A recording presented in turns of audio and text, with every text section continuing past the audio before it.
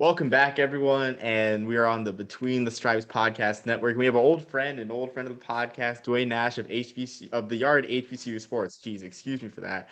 Duane, how's it going? And how's it going? And everything. Really a chaotic week in HBCU football, both D1 and D2. How are you feeling about it? Well, first and foremost, I'm hoping the old friend part is because I've been on the show before, not a jab of my age. But I'm fine with it. I'm fine with it. I know it's cool. It's all right. Um, it has been rather interesting. There were three games on the ledger this weekend. Of course, North Carolina Central and Alcorn State playing at the MEAC-SWAC Challenge. You also had Kentucky State and Central State. Well, Central State playing at Ohio State as well. And then you also had Edward Waters University. I got to make sure I continue to call them university, no longer a college. They got their status upgraded to university, and they faced off against Florida Memorial this weekend as well, where they also won a nail biter. So yeah, we had some great games this weekend on the HBCU ledger, but I also understand that everyone else is excited about. Oh my God, I'm going to call it what it is. It's the week of September 4th. I hate this whole week 0 and week 1 thing. Just call it week of instead of this week 0 stuff. I understand it sounds sexy. Oh my God, it's exotic. It's week 0. No, it's week of August 8th. Let's just call it what it is. But yeah, I'm excited about this week. I'm hype about it. Everybody's going to be playing this week, and I'm waiting to see how everyone looks. It's an exciting time for everyone, HBCUs and all schools. I call it Hawaii Week sometimes because that's what it's there for, really, or even the old FCS kickoff week. But I doubt anyone calls it that. So I guess a question you mentioned the Classic for Columbus. So before we start heading on to like the main game of last weekend, do you think it was a good idea, like having the game at Ohio Stadium, or would you like to see that game played in the future at Old Columbus Crew Stadium or wherever they play now?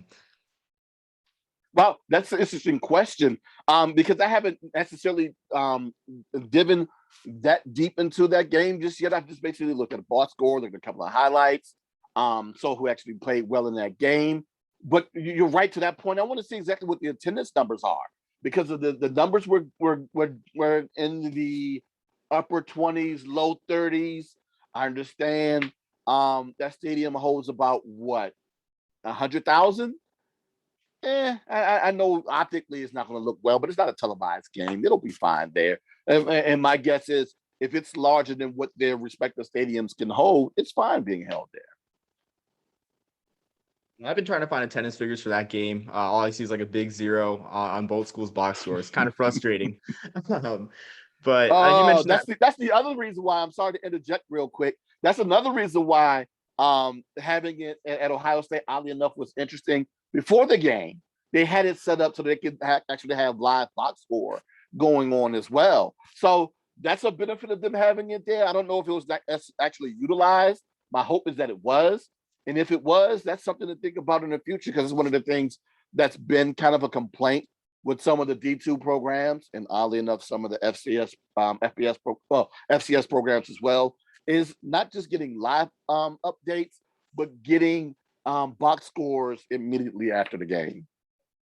Oh yeah, I didn't think about that for sure, and I think it did. They did do the live box score because I forgot which school's recap it was, but it linked straight to the live box score. So that's a capability I didn't even think about. I would have thought all schools had live box scores in this day and age, but I guess you never know.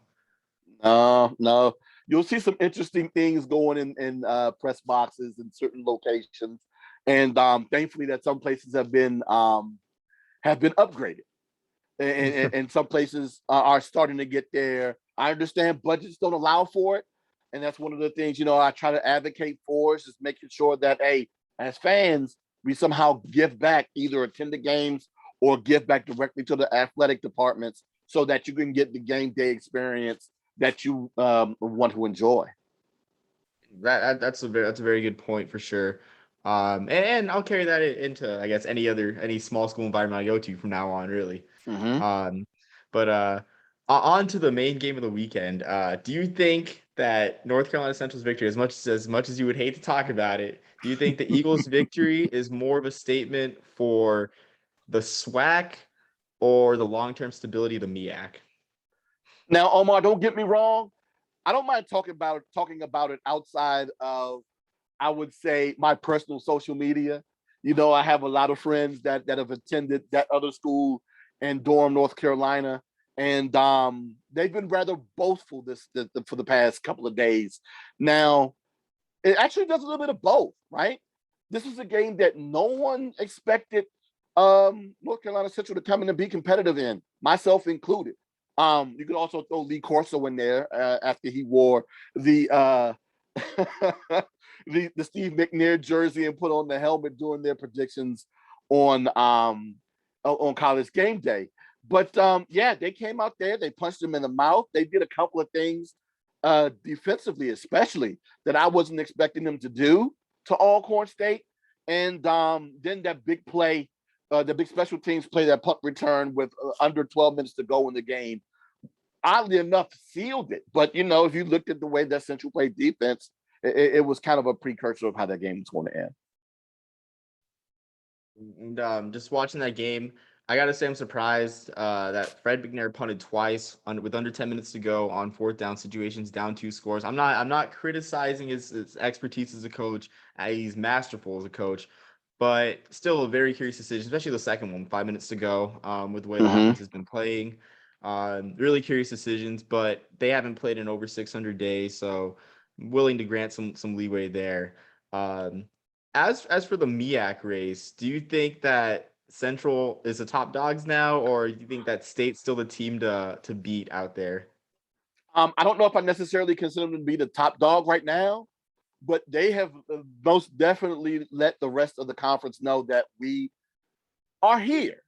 Now, whether or not they're going to be capable of sustaining that success throughout the rest of the season, and we got to remember, there's only 6 teams in this conference, so those 5 conference games are going to be very important, and they really can't hope for anyone else to do their job.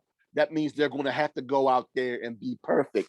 And God, without remembering off the top of my head exactly where those 2 games against South Carolina State and North Carolina and Norfolk State will be, those 2, of course, are going to be the more important games to determine exactly who's going to end up winning that conference. But yeah, that Central Norfolk State game is most definitely going to be interesting. Now, for a second reason, that first reason for me at least is the prodigal son. As a matter of fact, yeah, I think that Norfolk State is going to be in Durham, and the prodigal son returning back home to his alma mater, North Carolina Central, and that being, of course, Coach Dawson Odoms of Norfolk State. Right, I forgot about Odoms going to Norfolk State. It seems like such a quick turnaround. Him coaching 2 seasons in 2021 with 2 separate teams. Just a crazy world we live in nowadays. For that to be happening, for sure. You mentioned the 6 teams in the MEAC at the moment, and that's been really an existential crisis for the conference.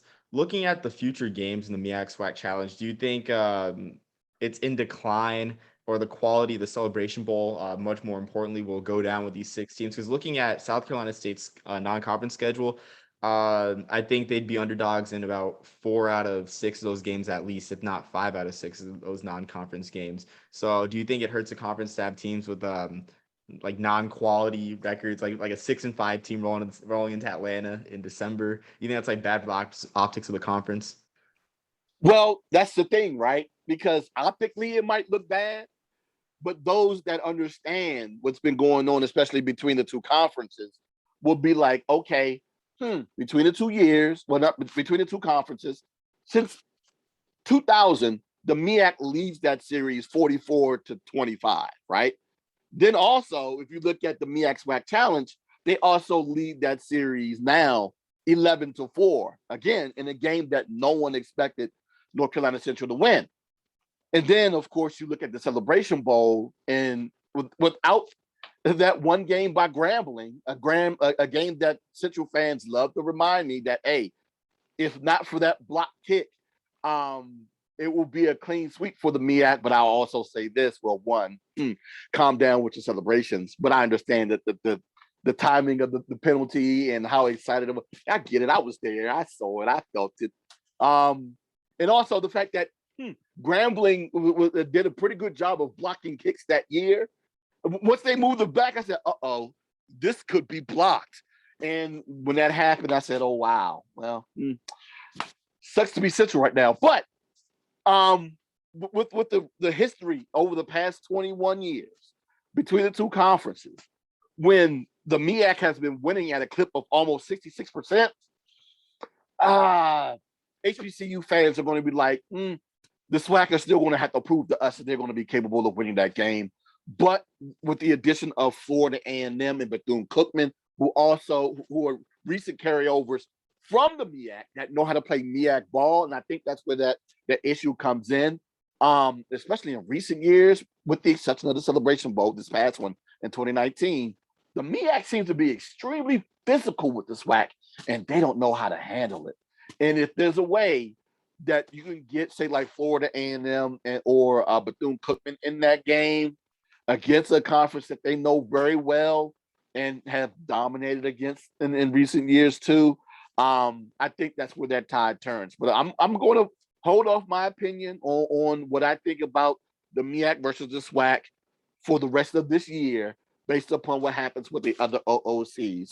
But to harp back onto your initial statement, for me at least, having a bad OOC record won't necessarily reflect negatively on how I will look at the MEAC champion. It's just more or less going to just be exactly what it is, a matchup between those two conferences. Yeah, but that's a really solid point. I think it's interesting, really, to have maybe like a 6-5 team, or even like, God forbid, a 5-6 team playing for a national championship. It's always pretty funny. But I think again, like you said, the people that watch a Celebration Bowl are more than just at the service college football fans.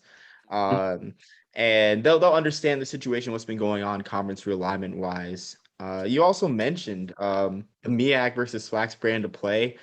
Is it just the physicality, or is it something else that the MEAC brings compared to the SWAC? You know what? I'm still trying to figure that out myself, right? Because the easiest thing for me to pinpoint is the physicality. One of the things that I saw, especially in that last Celebration Bowl, was that the play calling as it pertains to Alcorn State and the way that offense looked, for them to be capable of putting up 44 points against North Carolina A&T, and I'm going to tell you now, Sam Washington did not like that at all. But that was the only thing he could be mad at after that game, was the fact that they gave up 46 points.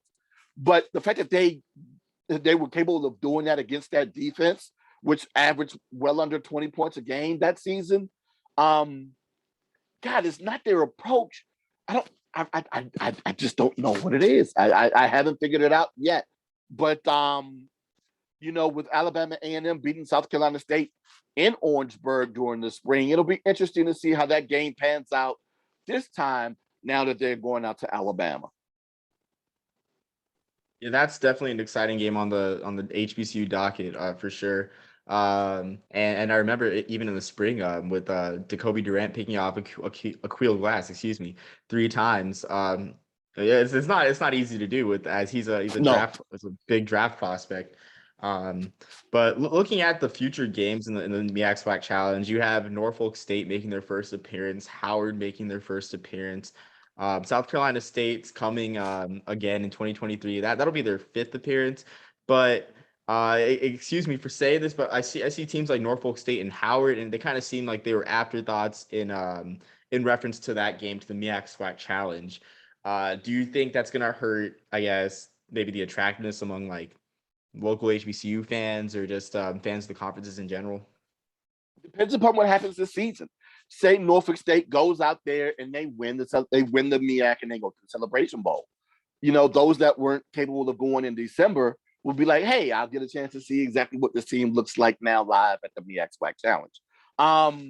But you're right, being that these are 2 teams that haven't been in the MEAC-SWAC Challenge at all.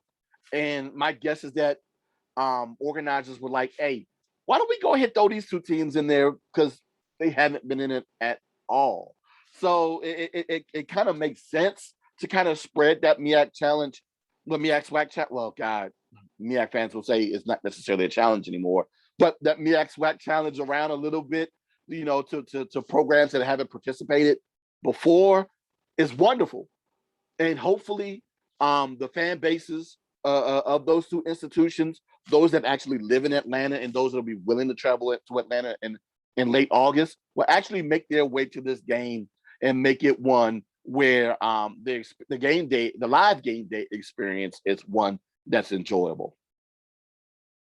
Yeah, I gotta admit that I know Howard's a huge brand in the MEAC. Norfolk State, I don't really think they are. Hey, correct me if I'm wrong, but that's gonna be like a brutal trip for the organizers. It is, right, and that's one of the things that I'm kind of scratching my head about. But at the same time, I understand. It's great to have these teams in there, especially ones that you haven't had in there before. Now, help me if I'm wrong. I'm going off the top of my head without looking. Has Jackson State played in the classic? Well, in the challenge before? I got to pull that up really quick. I have the Okay. page open, but I was focusing more on the MEAC schools. But Jackson State, they lost in both their appearances, including the iconic game from 2019, that moment with the mascot bowl. That's right. That was the MEAC-SWAC challenge. Oh my God. Yeah. My main man, Wavy Dave. Yeah, because of that moment, he surely became my number two.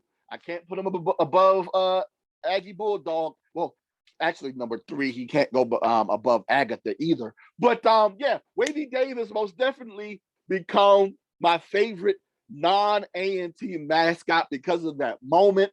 And God, I completely forgot that's what it was. Yeah, the Black College Football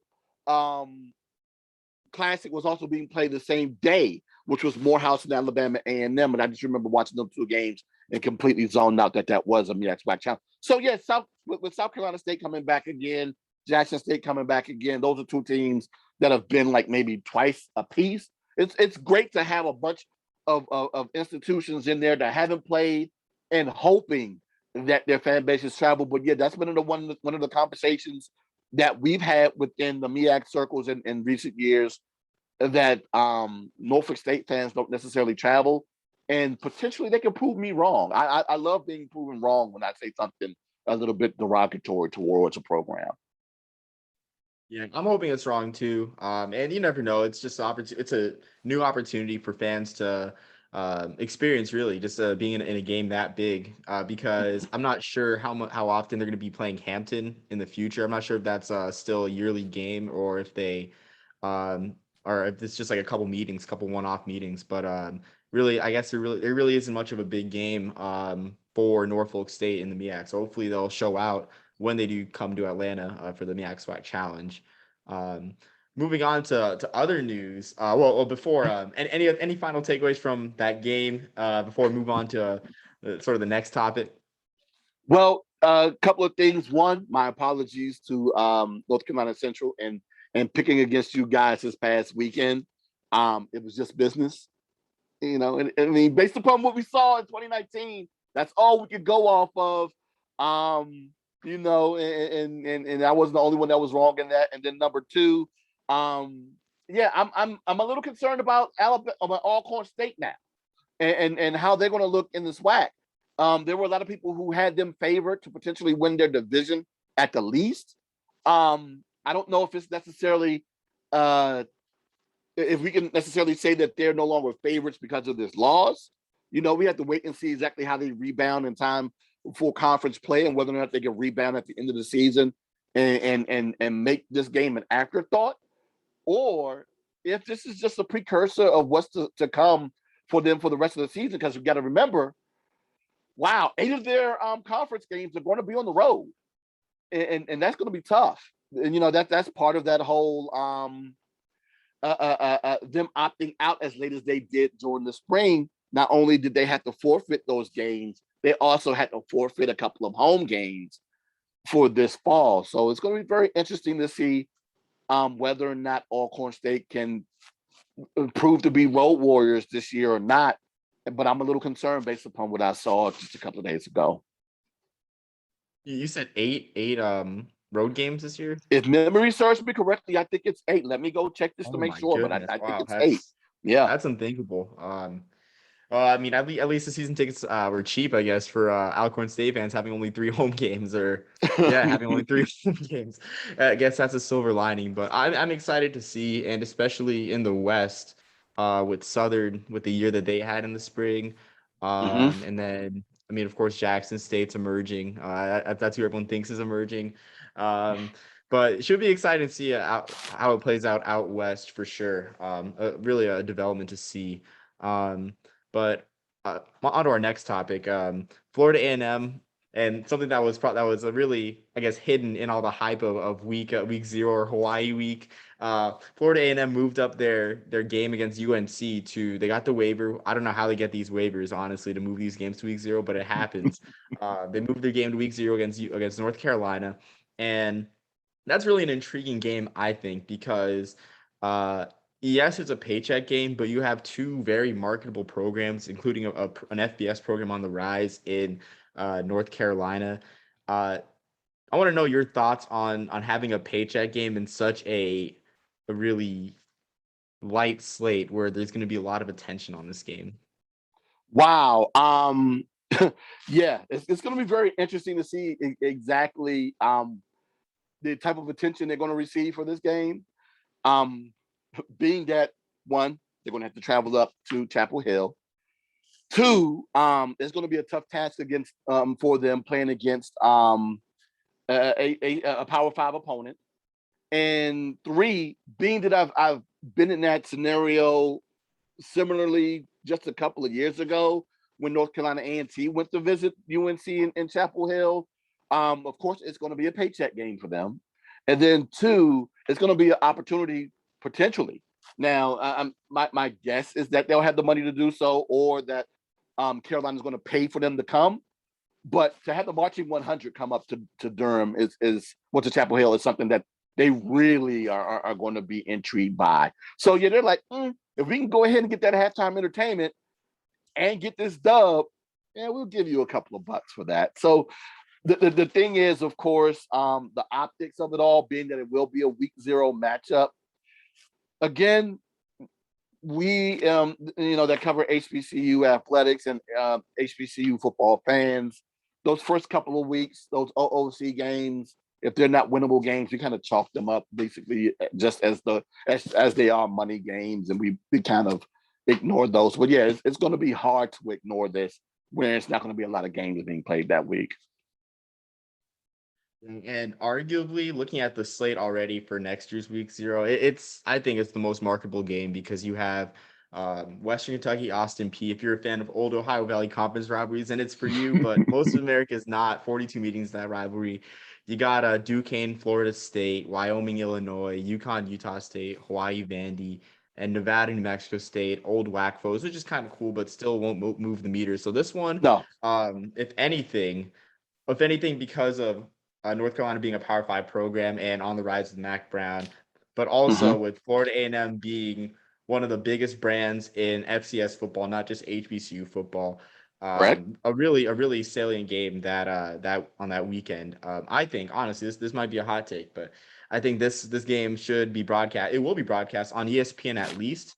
And if ESPN smart, they put on ABC in the afternoon slot, because just the audience that it would bring in, and like you said, optically that might not be the best thing for Florida A&M, but I don't think ESPN cut a halftime show for the MEAC-SWAC challenges past Saturday. They showcased the bands. If they do that, I mean that's got to add some viewership. You know what? One of these days, I'm finally going to ask someone that question. My guess is that the reason why that they don't air the halftime performances is because the network has to get clearance for those songs. So that's a huge guess of mine. And my second guess is that they have to get the songs cleared prior to the game. My third guess is that these HBCU band directors don't want to share their set list with anybody before the game. So we add those three things together. That's the reason why we don't have the halftime performances broadcasted live on television. One day, Omar, I'm going to go ahead and see if I can get that question answered for you this season. And when I do, God knows that I'm going to let the world know, because that's the stuff that I put together based on things that I've heard in conversation and a couple of assumptions, knowing exactly how music rights work with television and things that they would have to do in order to get that done. But yeah, I didn't even think about, well, I know that they're going to play at the very least the ABC, well, not the ABC, but the ACC network, if not ESPN Plus, right? And then if Florida A&M can win the SWAC and go on and win the Celebration Bowl the December prior, it becomes another build-up because you now have the HBCU champion coming up to Chapel Hill. That's true for sure. I think it hinges on last year. And I'm gonna add another variable. I think if Ken Riley finally gets his gold jacket, that might add an element. I've been waiting for Ken Riley to get his gold jacket. It's an absolute travesty that he is not in the Hall of Fame yet, but I'm gonna add that too. So that just adds stuff to talk about during the broadcast with Ken Riley and whatnot. Yes, there are two travesties as it pertains to the Pro Football Hall of Fame. In my eyes, number one, of course, being a DC native and growing up watching the Washington football team, the fact that Joe Jacoby is not in the Pro Football Hall of Fame makes me want to vomit every time they have the ceremonies. I swear, if you can name me an offensive lineman that have played against the likes of Lawrence Taylor, Reggie White, and who else was in the division there? But yeah, Reggie White and Lawrence Taylor, that's enough. Anybody else that has played against that type of defensive presence, then you know what? Yeah, they deserve to go in before Joe Jacoby. But I digress. But I've seen other DBs who statistically have had worse careers than Ken Riley, and Ken's still not in, and that makes me ball up my fist hard too. Yeah. It's and I mean, this isn't usually an NFL podcast, but it just I feel like they wait till these guys are gone, because we're seeing it now with Cliff Branch finally getting finalist approval. And I mean, they almost missed it with Tom Flores, because Tom Flores is getting up there in age, and I'm glad he's in finally. That's a guy, but that's another guy that deserves to get in. My God, you said we're not gonna make this a NFL podcast, and I'm just gonna do this for this brief moment. As much as they've talked about Eli Manning getting into the Hall of Fame and him being a first balloter, if that happens, my objective is to find the voters and to treat them just like that LA Rams fan did those LA Chargers fans, and just backslap them all at the same time. Because if he gets in first ballot, and they had to make what's his name, the quarterback for the Raiders, not Stabler, Jim Plunkett. Plunkett, that was on my mind. I was going to mention Plunkett. Yeah, as long as they did, who has as many Super Bowl victories and better statistics. And one simple thing, he's never led the league in interceptions. But Eli, that's the one thing he has led the NFL in, is throwing picks. But yet he's a first ballot guy. Man, if you don't, because he beat the Patriots twice, if you don't get out of my face, my God. But let's go back to what we were talking about. College football, yes, if Ken Riley gets in, that becomes another talking point for that Saturday and just makes that game just that much more attractive. The thing is, though, I'm wondering how much of a national appeal that game would have with all of this East Coast bias of Carolina, who's not necessarily a huge name. But, again, championships ring loud. And if there's a way that they can somehow sneak in and get an ACC championship, and you have that ACC champion against a black college champion, then it might entice others who normally wouldn't watch that game to watch it. But once again, it's week 0. There's nothing else to do, but watch the game and enjoy it. There'll certainly be slots open, for sure. Oh Not just yeah. because there's not that many games, but because of just the rights and everything. With Western Kentucky being a CBS Sports Network team, New Mexico State being on Flow Sports. Hmm? Let's see. I think the Wyoming Illinois game. I think that one's out in Wyoming, which I don't get why teams keep traveling out to Wyoming. I don't understand. It's something I never will. Um, that one also CBS Sports Network, same thing with like UConn, Utah State, and Hawaii and Vandy. So we're looking at that one being only Oh like my one of God, two. I didn't even look at it from that perspective. So yes, you're absolutely right. Hey, if there's one thing we know about ESPN, they want content. And hey, if they don't magically create some between now and then, that game just might be on the mothership. I don't know about the main ones, but at least the Deuce.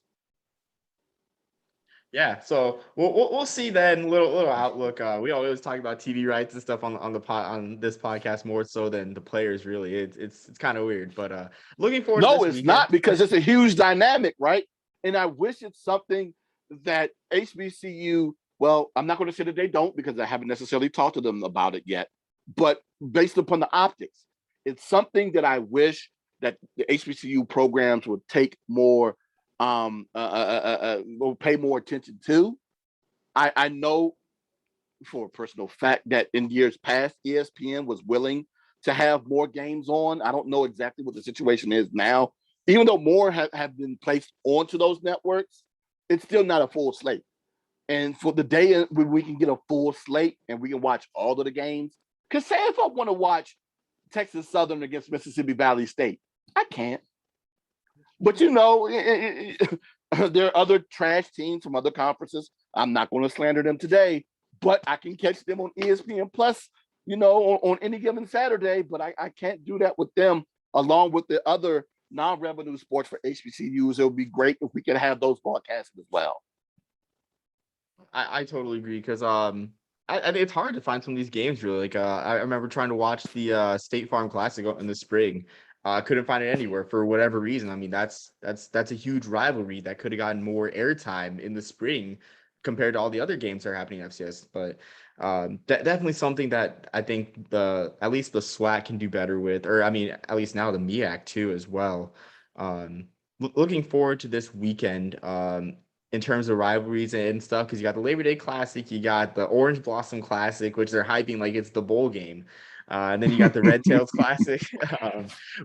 Which game are you looking forward to the most? Like what's on your top 5 HBCU games for this weekend to look out for?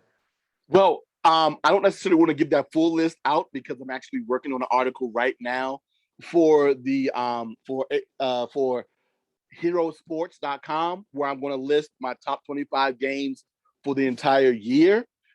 But what I have to go to the number one game, right, of at least this weekend, which is going to be the Orange Blossom Classic. Let's be real. You have Coach Prime, Deion Sanders, returning back to his home state, welcoming Florida A&M to the SWAC. And oh my God, just the amount of the attention that's going to be paid to that game, especially with it being played on Sunday. And then also, God, I can't. This is a stinker. The fact that I can't remember who's going to be playing in the Black College Football Hall of Fame Classic that same day. But yeah, most definitely it's Jackson State and Florida A&M. All eyes are going to be on that game. It's a huge SWAC conference game. It's a possibility that these two teams might actually, have an opportunity of winning the conference. So whoever wins this game, of course, gets a leg up on that. But yeah, the amount of trash talk that's going to happen during and post that game, if it hasn't already started, is going to be epic. So yeah, that's number one on my list for this weekend. Yeah, that one was top of mind too, and I did not mean to do any spoilers for your article coming No, up. not at all. Not at all. But if my memory serves me right, I think the Black College Football Hall of Fame game is Grambling, Tennessee State, which Grambling, Tennessee State. Yes. huge brands for sure. Huge brands. Another huge brand matchup when you got Grambling, who under Coach Fobbs have been dealing with some tough times since they last participated in the Celebration Bowl, and for them to face off against Eddie George in his very first game as a head coach at Tennessee State. It's going to be huge to quote another gentleman who I'm not going to refer to right now. But it's going to be very interesting to see how that game is played out, because I truly believe that if anything, it holds more weight for Grambling than it does for Tennessee State, because I think that it may be a precursor to how Grambling's going to face, or how they're going to look within the SWAC this year, as opposed to, okay, if Tennessee State beats Grambling, like I said before, Grambling's been struggling over the past few years. New head coach, great for him to get a win, but I don't know if that'll necessarily equate to success in the OVC for them just yet. But once again, the winner of that game, bragging rights within the HBCU world.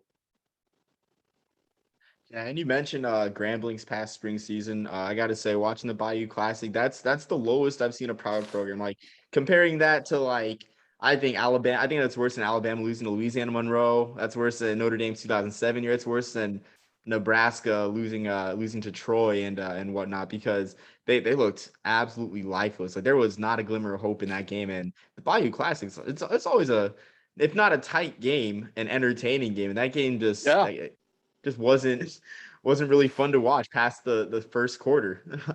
Not at all. And one of the things that I'm interested in seeing is whether or not, Coach Fobbs is on the hot seat for this year or not. But yeah, one thing I know that they're not going to deal with well in Grambling, Louisiana, is another season similar to what they've had over the past 2 years. But it's an opportunity for them to rebound, but it's going to be a tough road for them, especially with the new additions, and then with Jackson State doing what they've done in recent years. And yeah, this is going to be very interesting to see exactly how they look for the rest of the year. So just another game to watch out for. And you only mentioned 2 games, but a chock full slate out of HBCUs.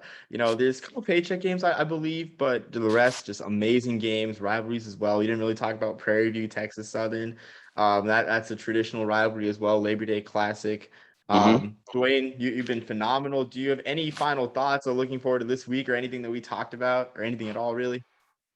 Any final thoughts? Not necessarily. Like I said before, you can hear me with my voice cracking and it going away a little bit, that I am amped about what's been going on. Well, not just this past weekend, but what's coming for the HBCU football season. I'm happy that it's here. We get full slate. We don't get this condensed half season of just a sprinkling of teams. Everybody's going to be back. And with all of the storylines that are out there for this year, I'm just intrigued to see exactly how this season is going to play out. You and me both. And I do have one more question. Who's your pick? Ahead. Who's your pick for Black College Football Player of the Year? Wow, it's interesting that you asked me that, right? Because I just did an article on my my sleepers, my not so obvious picks, and my snubs from the Black College Football Player of the Year list just last week, also on herosports.com. My pick, I'm gonna have to be a homer. I'm sorry. I'm going with Jermaine Martin. I understand, and that's one of the things you have to watch for, right? 11 of the 16 total finalists. I know there have been 18 total, but there have been several repeats. Amir Hall from Bowie State, and also the former quarterback from Grambling, who names escape me at the moment. But yeah, they've been repeat finalists before. But of the 16 total finalists, 11 of them have been quarterbacks. And there's a huge chance that there's going to be another quarterback that's going to end up being a finalist again. But, it's kind of hard for that not to happen when 3 of the 5 guys within the voting committee are former quarterbacks themselves, right? I'm sorry to throw you guys under the bus, Doug, Shaq, and Jay, but yeah, when you got 3 former QBs on there, the QB is going to somehow make the finalist list. But my personal favorite, of course, is Jermaine, but you can't sleep on a Kill Glass from Alabama A&M. I'm wondering whether or not I said it on this show before, but I know I've said it before, period. It's something about Coach Connell Maynard's offense.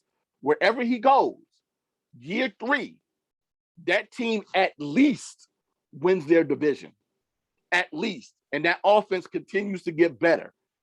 Now they're in year 4 with a dynamic quarterback and 2 dynamic wideouts. Yeah, I'm expecting that offense to be dominant yet again within that conference. Honestly, Glass is my pick. I was impressed in the spring and all the NFL hype happening with him. But my sleeper, which might not be going well now, I had LaCharles Pringle as my sleeper with just how much of a game changer he was, but he was kind of shut down last weekend.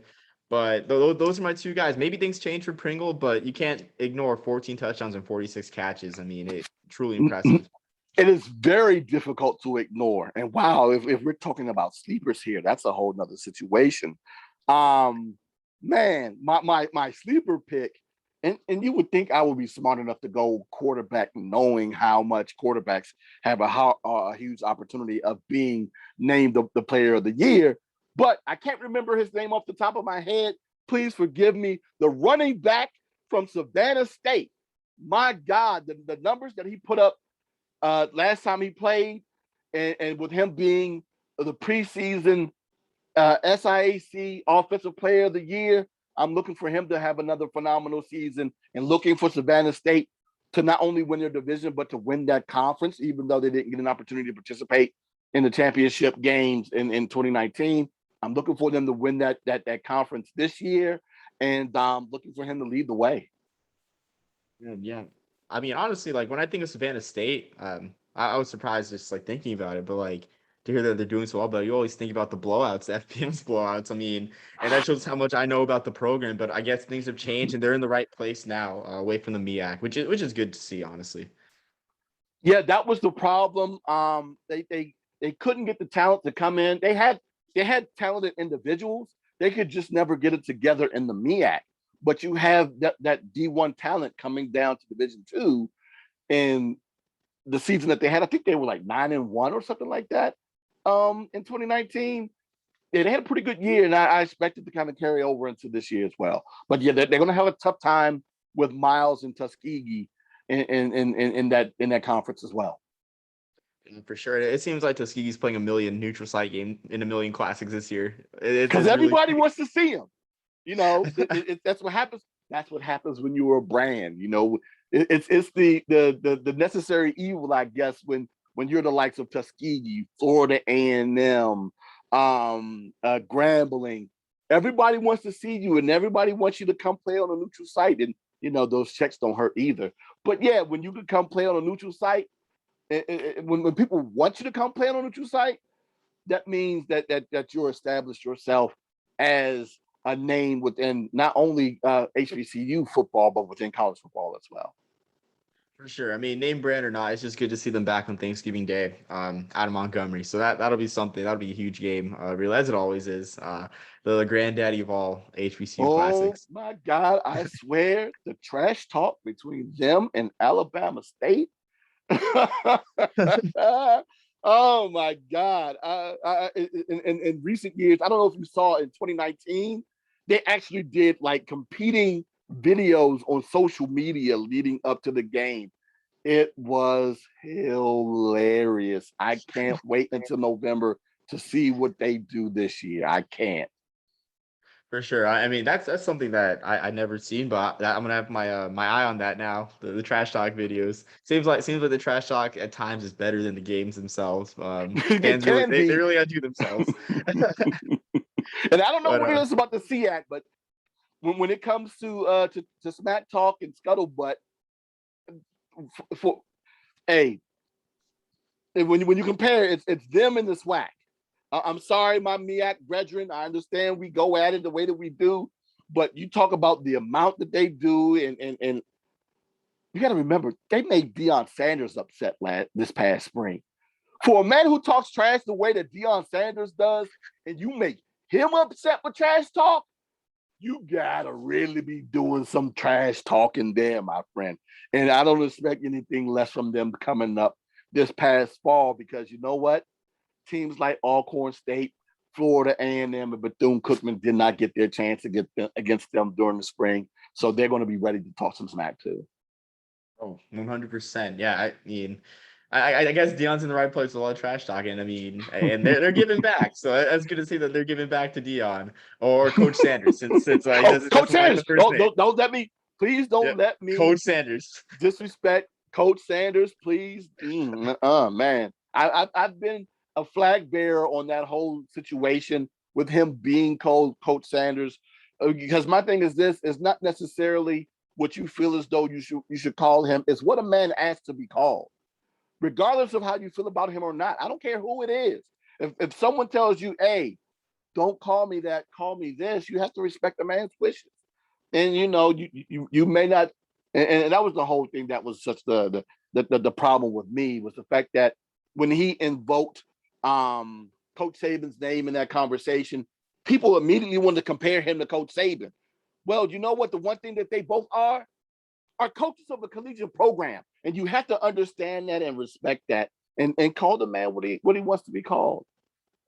Yeah, totally agree for sure, about professionalism and everything. And now I might have to edit out all the times we didn't call him Coach Sanders, but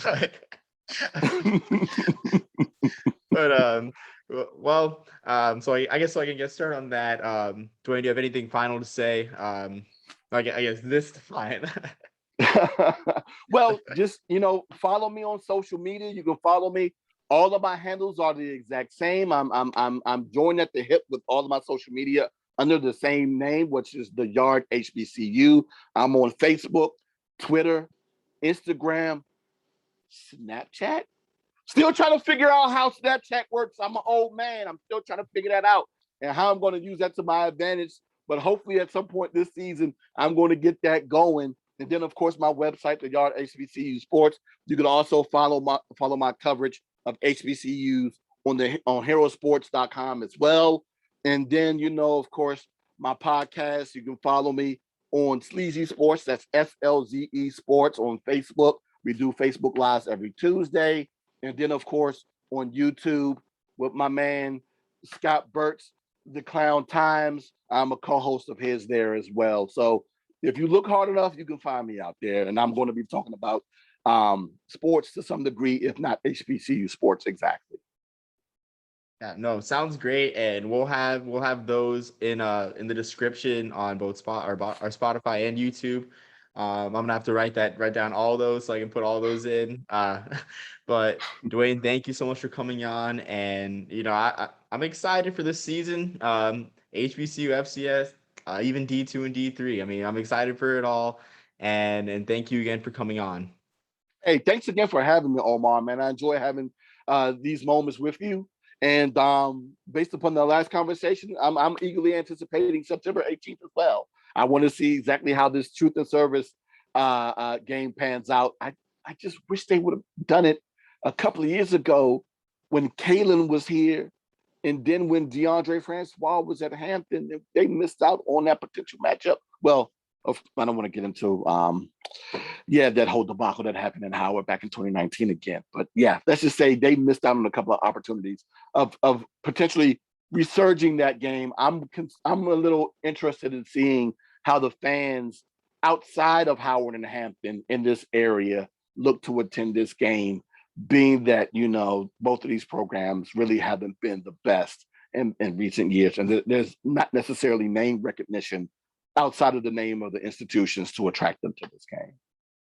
For sure, yeah. I almost forgot about that Truth and Service class that we talked about over the summer. But again, just another game that's on the list of great games in HBCU ball this year to watch. So keep your eyes peeled, especially this weekend. Some big games, and we'll see you on the platforms. Peace, love, and soul, everyone.